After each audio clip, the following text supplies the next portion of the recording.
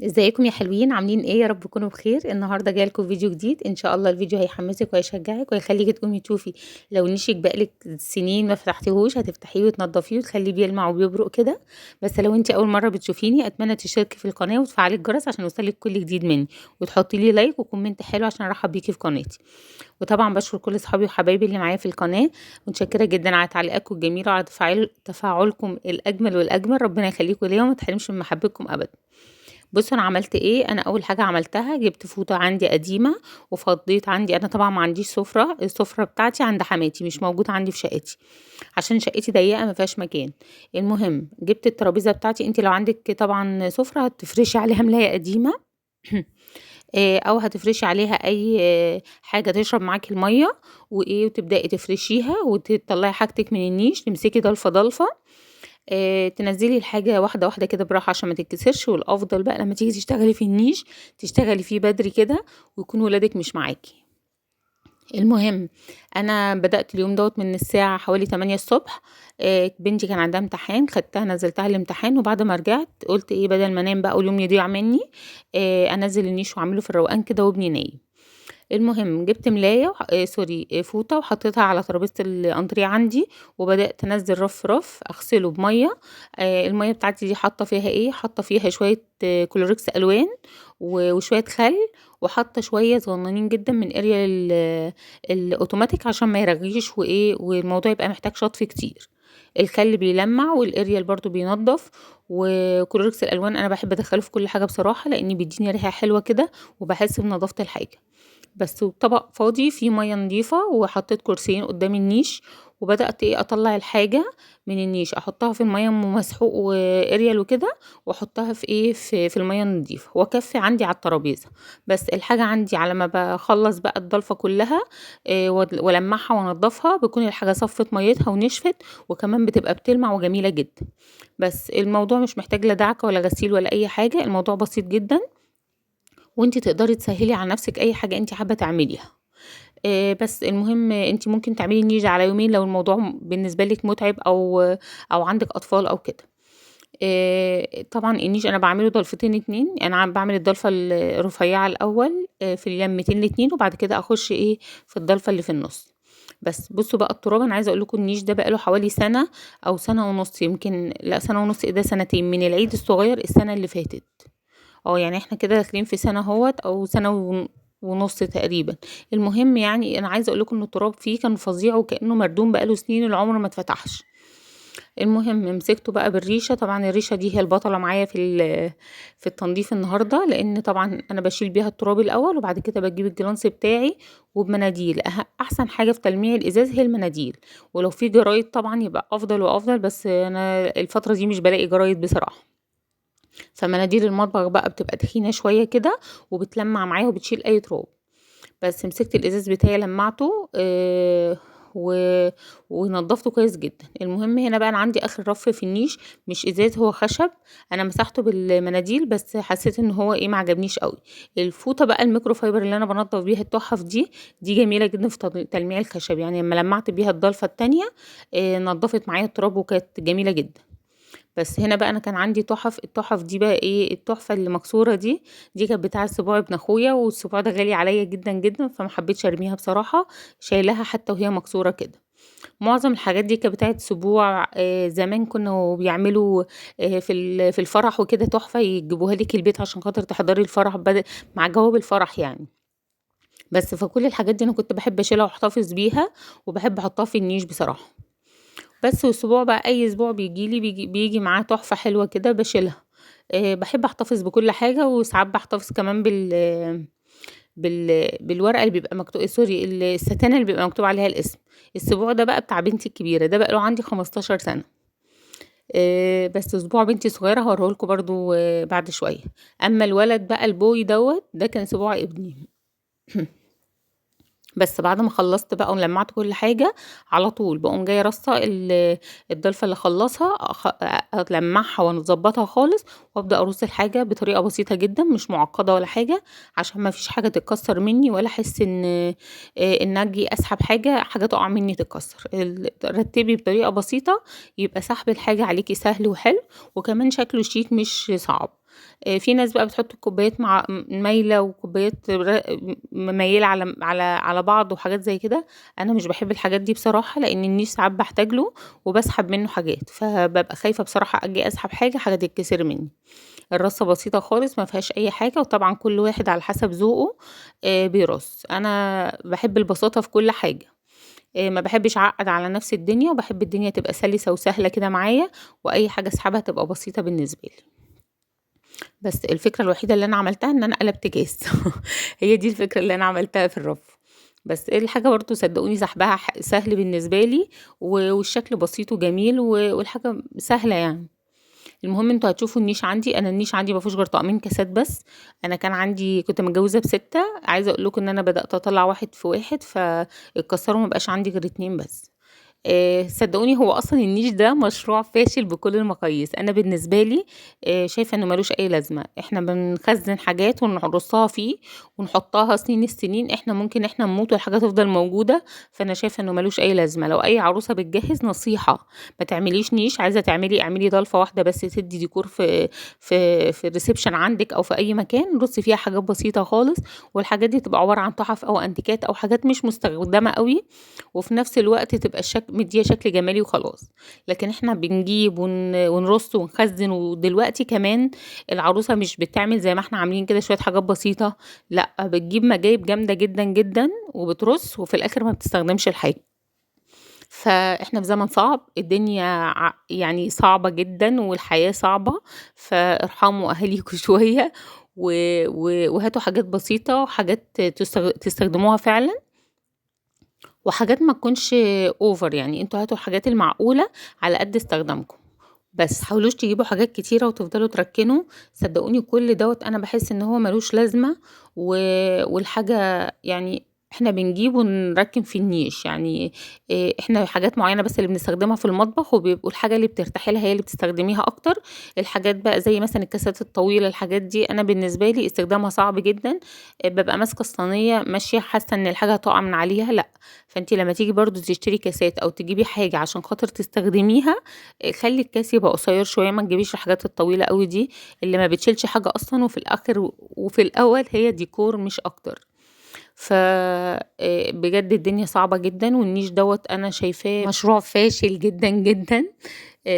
فطبعا هي كل واحد على حسب راحته. انا بشوف دلوقتي عرايس كتير جدا بتتجوز من غير نيش، بيجيبوا بس ضرفة صغنونة كده يرصوا فيها حاجات بسيطة. ممكن طقم الصيني، يعني انتي طقم الصيني دلوقتي بقى بيعدي مثلا 150 قطعة واكتر. كفاية انك تحطي في النيش هو طقم الصيني، وطبعا استخدمي اللي تستخدميه فيه منه، وفي الاخر بترجعيه. بس هاتي حاجات بقى على قد المطبخ وعلى قد استخداماتك، وخليكوا كده حنينين على اهاليكوا. وبجد الحاجات الكتير دي ملهاش اي لازمة. خليكي دايما عملية. كل فترة في جديد بيطلع. ما تجيبيش حاجات بكثرة وحاجات كتيرة وتركني، وفي الاخر في موضات جديدة بتطلع فهتحسي ان انتي قدمتي وحاجتك قديمة. لكن احنا طول ما احنا عايشين بنجيب، ما بيبقاش على قد الحاجات اللي اتجوزنا بيها بس. يعني انا النيش بتاعي دوت الحاجات اللي متجوزة بيها حاجات فيه تتعد، في حاجات كتير جدا انا جبتها فيه برضه، وفي حاجات جات لي هدايا. ف ما تكتريش ويعني ايه. خليكي كده حكيمة في تصرفاتك، حكيمة في مجايبك. الحاجات دي هتفرق معاكي جدا جدا قدام، ومش هتحسي ان شقتك مكركبة، لانك طول ما انتي عايشة هيفضل يعجبك حاجات وهتفضل تطلع حاجات اجدد واحلى، فهتبقي عايزة تجيبي. فلما تيجي تجيبي هتقولي لا، طب ما انا عندي هجيب تاني ليه؟ ما اما يبقى اللي عندي يتكسر ولا اللي عندي يبوظ. طب ما هو اللي عندي اصلا مركون في النيش ما بيطلعش ومش هيكسر ومش هنعمل بيه اي حاجة غير انه هتبقى تحف وانتيكات قديمة جدا جدا وفلوس مركونة. بس فخليكي عملية، فكري بطريقة عملية. ده هيفرق معاكي جدا جدا ومش هتحسي بقى ان انتي ايه الدنيا عندك آه، يعني مش هتحسي ان انتي قديمة. يعني طول ما انتي بتحدثي من نفسك وبتجيبي جديد هيفضل شقتك حاسة ان هي جديد. لكن لما تفضلي بقى متجوزة بحاجات كتيرة جدا جدا، والحاجات دي عندك كتيرة، هتستخسري انك تجيبي، فبالتالي هتحسي ان شقتك قديمة وعفشك بعيد عن العفش الحاجات اللي جوه النيش ادمت فمالهاش لازمة.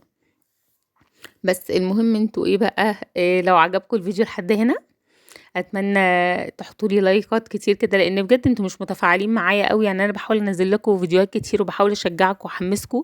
بلاقي التشجيع بالنسبه لي قليل، بس انا عشان حابه الموضوع، عشان ليا كذا متابع كده بيقول لي كلام حلو، فانا بعمل صدقوني عشانه. فبتمنى ان ما يبقاش العدد اللي بيشجعني ده قليل، اتمنى ان العدد يبقى كبير عشان اتشجع واتحمس بيكم كده واعمل لكم فيديوهات اكتر. بصوا بقى، انا هنا فكرت ليه اعمل النيش او انزل لكم فيديو النيش الاول. لان النيش ده بجد خد مني وقت كبير جدا. انا اشتغلت فيه من 8 الصبح، خلصت تقريبا حوالي الساعه 11. وعايزه اقول لكم بقى ان انا بدات فيه بدري عشان خاطر اخلصه بدري واولادي نايمين، او ابني الصغير على الاقل نايم. هقول لكم على المفاجاه بقى. انا اشتغلت يا دوبك، عملت الضلفتين دول، وفجأة لقيت ابني صحي ومش عايز ينام تاني. يا حبيبي نام. لا مش عايزه انام. انا صحيت، الله انت بتعملي حاجات جميله قوي، انا عايزه اقعد معاكي. يا ابني مالكش دعوه باللي بعمله. لا انا عايزه اعمل معاكي عشان الحاجات دي انا بحبها، وانت مش بترضي تفتحي النيش ده، وانا عايزه اتفرج عليه. هو بقى مش بيتفرج بس، لا ده هو كمان بيمد ايده بقى وعايز يرص معايا ويلمع معايا، وكانت حوسة السنين. بس انا بدأت فما كانش ينفع ان انا اوقف. والمفاجأة الأكبر والأعظم إن أنا بنتي الوسطانية دي إيديها بتتحط معايا في كل حاجة، ما بتحبش تريح بصراحة.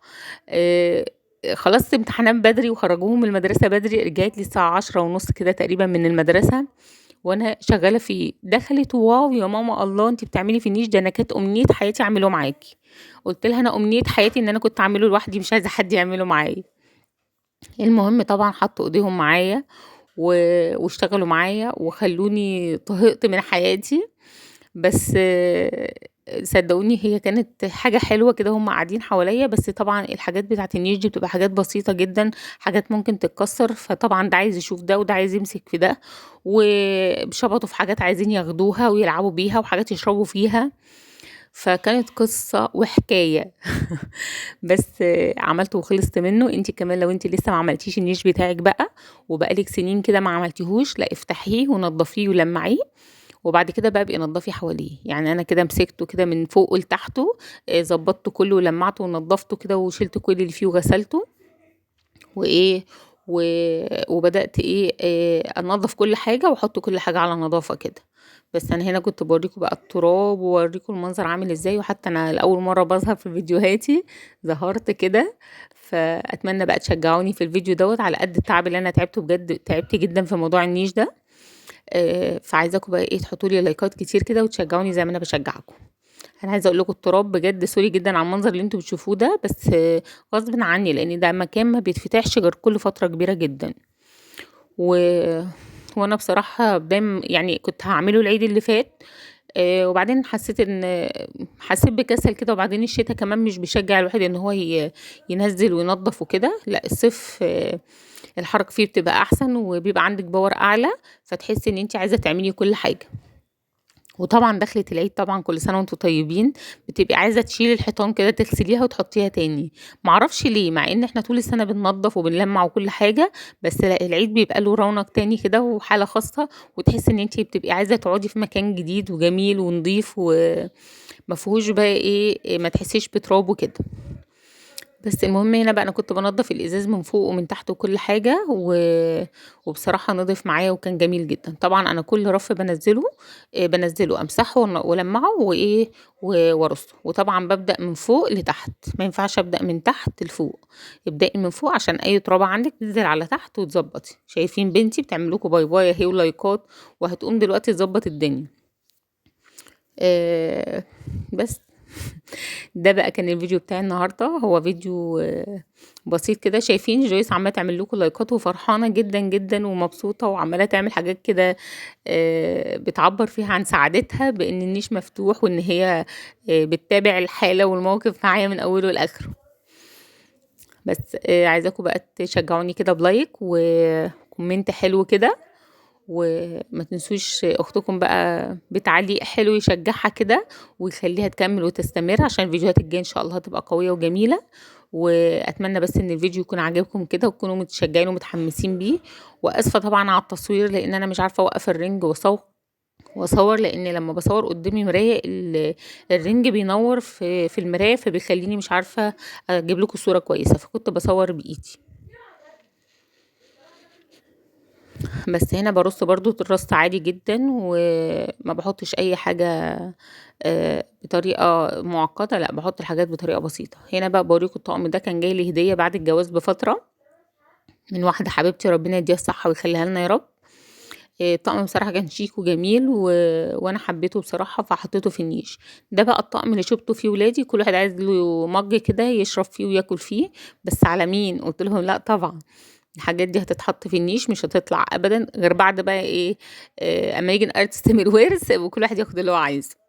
بس هي دي بقى فايدة النيش. عرفتوا بقى ان النيش فيه حاجات محطوطة فيه حتى موجودة في بيتك ومتحرمة عليكي وعلى ولادك، ممكن تطلعيها طبعا وتديهم وكل حاجة وما تحرمهمش من حاجة. بس اي حاجة هتطلعيها اضمني 100% انها هتتكسر ومش هتلاقيها تاني. بس فانا طبعا مش هحرمهم منه، هطلعه لهم.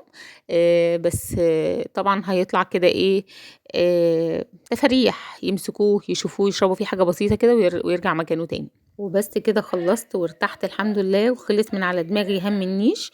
والفيديو بتاعي خلص، اتمنى الفيديو يكون عجبكم ويكون نال رضاكم كده وتشجعتوا وتحمستوا منه. اشوفكم على خير واقول لكم على السلامة.